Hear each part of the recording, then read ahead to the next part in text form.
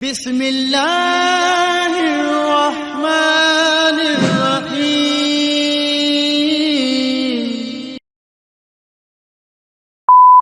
एक दोस्तों जो इंपॉर्टेंट नेक्स्ट क्वेश्चन बनता है वो पीएफ के सिलसिले में बनता है। आज तो 99% ऑफ द ऑर्गेनाइजेशन पीएफ खुद डिडक्ट भी करती हैं। बहुत से लोग होते हैं जो पीएफ में खुद से एडिशनल पैसा डालते हैं, टैक्स सेविंग के पर्पज से भी और कुछ एडिशनल बेनिफिट भी मिल जाते हैं उसके पर्पज से भी।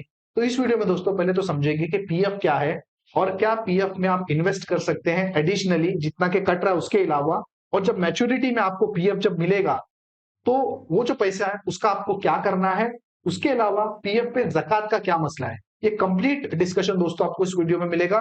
पीएफ रिलेटेड ऑल क्वेश्चन का ये वन स्टॉप सॉल्यूशन है। चलिए मुफ्ती साहब से जानते हैं। बेसिकली पहले हम पीएफ को समझते हैं ताकि बाकी की सारी चीजें समझना हमारे लिए आसान हो जाए। पीएफ कहते हैं प्रोविडेंट फंड को। बेसिकली आप जब किसी कंपनी में जॉब कर रहे होते हैं तो आपको एक सैलरी मिलती है उस जॉब के बदले में। तो गवर्नमेंट ने कंपनीज के लिए मैंडेटरी किया हुआ है कि आपके जो भी इंप्लॉइज आपके पास काम कर रहे होते हैं उनकी सैलरी से एक एक्स अमाउंट को जो है वो कट करके बैंक में डिपॉजिट करें। और फॉर एग्जाम्पल 50,000 एक बंदे की सैलरी है तो 50,000 में से 1,000 जो है वो महीने के आखिर में डिडक्ट कर ले और उसको बैंक एक पीएफ का एक अकाउंट बनाए वहां पर जाके उसको डिपॉजिट करे। अब गवर्नमेंट ने एक और चीज मैंडेटरी ये की हुई है कि अगर फॉर एग्जांपल मेरी सैलरी से 1,000 कट रहा है तो कंपनी भी अपनी तरफ से 1,000 उसमें क्या करेगी, एड ऑन करेगी। अब हो गया ये कि आपका 1,000 कटा, दूसरा कंपनी ने 1,000 उसके अंदर एड ऑन किया हुआ। अब दिक्कत कहां पर आ रही है, एक नई चीज जो आ रही है कि आपका जो 1,000 कटा उसके ऊपर भी क्या लग रहा है, इंटरेस्ट लग रहा है। और कंपनी ने जो 1,000 इन्वेस्ट किया उसके ऊपर भी क्या लग रहा है, इंटरेस्ट लग रहा है। अब फॉर एग्जांपल आपने 20 साल 25 साल 30 साल 40 साल जॉब किया, 40 साल जॉब करने के बाद एक बड़ा अमाउंट बन गया और आप रिटायर हो गए तो प्रोविडेंट फंड के नाम पे पीएफ आपको क्या होता है, मैच्योर होके मिल जाता है। अब इसमें उलमा का ये कहना है कि उलमा की दो राय है इसके अंदर। एक तबका ये कहता है कि आपको जो प्रोविडेंट फंड मिला जो मैच्योर्ड होने के बाद मिला उसमें से जो आपकी सैलरी से कटा वो आपके लिए हलाल है, जो आपकी कंपनी ने आपके उसपे लगाया वो भी हलाल है। लेकिन जो आपके ऊपर इंटरेस्ट लगा, जो आपकी सैलरी से कटा जो उसपे इंटरेस्ट लगा और जो फंड आपकी कंपनी लगा उस पर जो इंटरेस्ट लगा वो आपके लिए पूरी तरीके से क्या है, हराम है। आप उस इंटरेस्ट के पार्ट को अपने पीएफ के फंड से अलग कर दें और बाकी का पूरा प्योर जो आपकी सैलरी से कटा हुआ है और जो आपकी कंपनी ने आपके ऊपर इन्वेस्ट किया उस पार्ट को क्या कर ले लें। एक तबका ये कहता है। दूसरे तबके का ये कहना है, उलमा का ये कहना है कि चूंकि पीएफ का फंड आपका था ही नहीं, आपके इख्तियार में ही नहीं था, आपके बगैर पूछे काट लिया गया, आपने उसको आपके मतलब कंट्रोल में नहीं था कि आप मना कर सके कुछ कर सके। तो उलमा का ये कहना है कि जब भी वो मैच्योर्ड होगा तो उसका इंटरेस्ट भी आपके लिए है और उसका जो पैसा आपके सैलरी से कटा और जो आपकी कंपनी ने आप पे लगा वो सारा के सारा पैसा किसका है, आप ही का है करके। तो एक तबके का ये कहना है। तो इसमें मुफ्ती साहब आपकी क्या राय है दोनों में से? मेरी पर्सनल राय ये है कि चूंकि मुझे पता है कि उसमें इंटरेस्ट का पैसा लगा है, मेरा जो पैसा कटा 1,000 रुपए उसमें भी इंटरेस्ट लगा और जो 1,000 रुपए कंपनी ने डिपॉजिट किया उसमें भी क्या लगा, इंटरेस्ट लगा। तो मुझे पता है कि कितना इंटरेस्ट लगा है तो मैं उस इंटरेस्ट को क्या करूं, हटा दूं, उससे अपने पीएफ को पाक कर दूं और बाकी का वो पैसा मैं अपने जात के लिए क्या कर लूं उसको। अलबत्ता एक तबका ये भी है जो कहता है कि आप चाहें तो पूरा पैसा रख सकते हैं, इंटरेस्ट का पैसा भी रख सकते हैं। एक उलमा के गिरोह की ये राय है जो मैंने आपके सामने रखी। तो दोस्तों आप डिसाइड कीजिए कि आपको इस दोनों ऑप्शन में से क्या ऑप्शन ठीक लगता है। एक बाय डिफॉल्ट तो आपको मुफ्ती साहब की राय तो पसंद आनी नहीं है, बिकॉज जहां पे इंसान का फायदा होता है वही तो वही सोचता है, नफ्स भी है जो आप पे हावी होगा।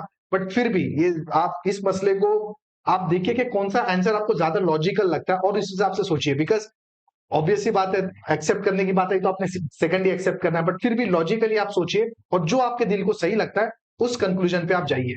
अब इसके अलावा मुफ्ती साहब ये तो हो गया कि चलो जो बाय डिफॉल्ट करता है, व्हाट अबाउट अगर हम जितना करता है उसके अलावा अगर हम एक्स्ट्रा डालते हैं। उसके दो रीजन हो सकते हैं। एक रीजन तो हो सकता है कि सेक्शन 80C का बेनिफिट मिलता है पीएफ में, तो मान लेते 2-3 हजार और कटता है तो हम और एक्स्ट्रा डालते हैं ताकि हमारा टैक्स बच जाए। और दूसरा ये भी हो सकता है कि चलो ठीक है बढ़िया है, चल रहा है, एक तरीके से सेविंग हो रही है, इंटरेस्ट मिल रहा है। तो क्या पहला तो क्वेश्चन ये है कि क्या हम लोग एक्स्ट्रा डाल सकते हैं कि नहीं डाल सकते, और अगर डाल सकते हैं या जो लोग ऑलरेडी डाल रहे हैं जब वो मैच्योरिटी में अमाउंट मिलेगा इंटरेस्ट का तो उसका क्या करना है?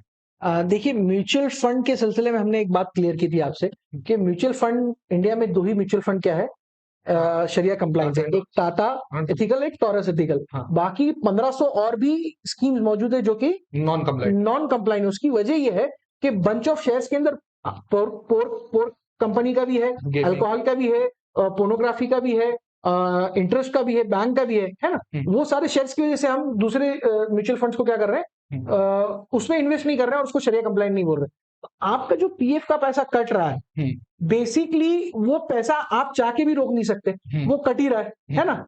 और वो पैसा जाहिर सी बात है काटने के बाद बैंक अकाउंट में पड़ा नहीं रहने वाला, उसको कहीं ना कहीं क्या करने वाले, इन्वेस्ट करने वाले, और उस इन्वेस्ट से जो भी फायदा होगा बाद में आपको क्या करेंगे, वो देने वाले, है ना?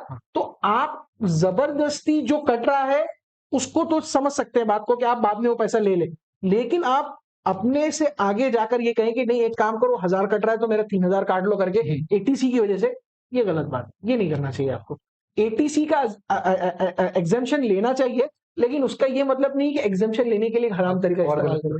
बट चलो ठीक है, आपको ऑलरेडी समझ कर ही रहा है, हाँ ठीक है, और गलत है, गलत तो है, लेकिन अब किसी को मिल गए पैसे, जी अब जब उसको पता चले वो उसी टाइम पे रोक ले, एग्री, ठीक है, अब रोक लिया मान लेते हैं, तो बाद में हिसाब किताब तो बाद में करना है, क्योंकि रोका भी रिटायर बाद में होगा, बराबर, जब कोई भी रिटायर हो गया अब हाथ में पैसा आया, तो वो केस में एक बात तो क्लियर, इंटरेस्ट तो ले नहीं सकता, खुद का तो ले सकता है, वो भी नहीं ले सकता, नहीं खुद का ले सकता, खुद का ले सकता। तो मतलब बेसिकली दो केसेस है, जैसे मुफ्ती साहब से बात हुई, एक केस तो मुफ्ती साहब की राय पहले तो ये है कि खुद का पैसा लीजिए और इंटरेस्ट लीजिए, खुद का पैसा लीजिए टोटल जो आपने खुद लगाया है या जबरदस्ती आपसे लिया गया है, तो खुद लगाया तो अलाउड नहीं है, बट फिर भी अगर आपने लगाया तो ठीक है, और इंटरेस्ट तो आप किसी केस में नहीं ले सकते।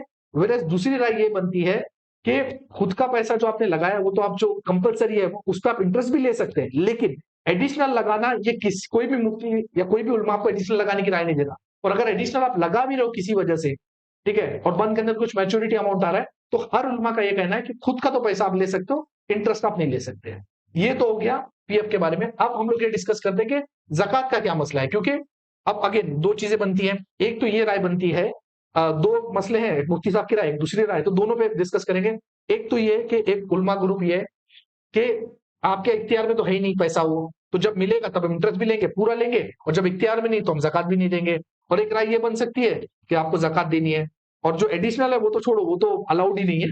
तो ज़कात का क्या मसला है इस पे पीएफ पे? देखिए पीएफ पे बेसिकली ज़कात लगती है, बेसिकली वो पैसा अगरचे अभी आपके इख्तियार में नहीं है, लेकिन इन फ्यूचर वो पैसा आपको तो मिलने वाला है। अगर आप मर भी गए तब भी वो आपके वारिसों, आपके बच्चों को, आपके वारिसों को क्या होने वाला, पैसा मिलने वाला है।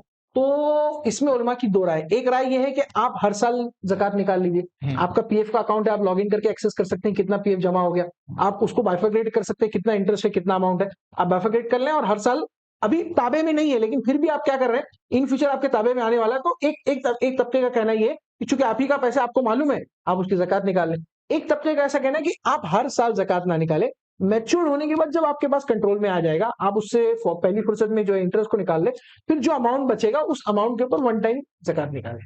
और एक तबका तो ये भी कहता है कि उस पर ज़कात आपको देनी नहीं है, एकदम जी फाइनल एंड में एक बार देनी है, फाइनल एंड में आपके इख्तियार में नहीं है। जी मैंने अभी वही कहा ना आपको कि या तो आप हर साल निकालें, आपने जैसे कहा, मैं ऐसे समझा कि जब आप फाइनल में निकालेंगे तो हर साल की मिला के एक साथ में नहीं, जो फाइनल में निकालेंगे वो एक तबके का ये कहना है कि फॉर एग्जाम्पल 40 लाख मेरे हाथ में है, 40 लाख में से 10 लाख रुपए मैंने इंटरेस्ट किया निकाल दिया, बचा कितना, 30 लाख। अब 30 लाख में 2.5% निकाल के खत्म कर दो मैं। एक तबके का ये कहना है, एक तबके कहना है कि वैसा करने के बजाय आप हर साल जो है ना मैच्योर होते जाता है। एक तबके का ये भी कहना है कि 40 लाख आपके पूरे हैं क्योंकि आपसे लिया गया और आप उस पर 2.5 निकालिए। तो इन शॉर्ट मुफ्ती साहब की राय ये मसले पे थोड़ा सा स्ट्रिक्ट है, सिंपल सा उनका कॉन्सेप्ट है, जो पैसा है आपका है वो लीजिए, जो इंटरेस्ट है वो आपका नहीं बनता, आप उसे हटाइए, जब मैच्योरिटी पे हर साल ज़कात निकालिए, ये इनकी राय है। एक उलमा का तबका ये कहता है कि पूरा एक साथ पैसा लीजिए क्योंकि आपके इख्तियार में पैसा नहीं है, जो एंड में मिलेगा वो आपका है, और ज़कात भी जब आपको मिलेगा तभी लेना है, क्योंकि आज जो आपकी मिल्कियत में नहीं तो आपके ज़कात के मालिक भी नहीं बनते। तो ये दोनों राय आपके सामने रखी गई है, तसल्ली से सुकून से बैठिए किसी कोने में और लॉजिकली समझिए कि कौन सा आपके लिए तसल्ली बख्श है। ये नहीं कि जहाँ फायदा हो रहा है बस गई, यहाँ फायदा हो तो ये उठा लूं, यहाँ फायदा हो तो ये उठा लूं, ऐसा करने से फिर ये आपके लिए जायज नहीं होगा। So hope this answer is clear to you. अगर फिर भी नहीं समझा तो आइए एक बार आप 2-3 बार वीडियो को रिवाइज करके देखिए कि क्या कहना चाह रहे हैं। आप क्वेश्चन आंसर भी कर सकते हैं, जब आप हमारे कमेंट बॉक्स में आप क्वेश्चन भी कर सकते हैं, मैं उसका आंसर दे दूंगा, या तो फरहान भाई भी। जी इससे, क्योंकि अभी ये जो पूरा वीडियो सीरीज ही है, ये तो हम मुफ्ती साहब बता रहे हैं, मैं पूछ रहा हूँ, अब ऐसे भी तो बहुत सारी चीजों की शायद जो मैं भूल रहा हूँ, मैं वो क्वेश्चन शायद कवर नहीं कर रहा हूँ, तो कुछ भी रहेगा आप कमेंट बॉक्स में लिखिए, इंशाल्लाह आपको इसका पूरा सेटिस्फैक्टरी जवाब मिलेगा। So that's it for this video, thank you.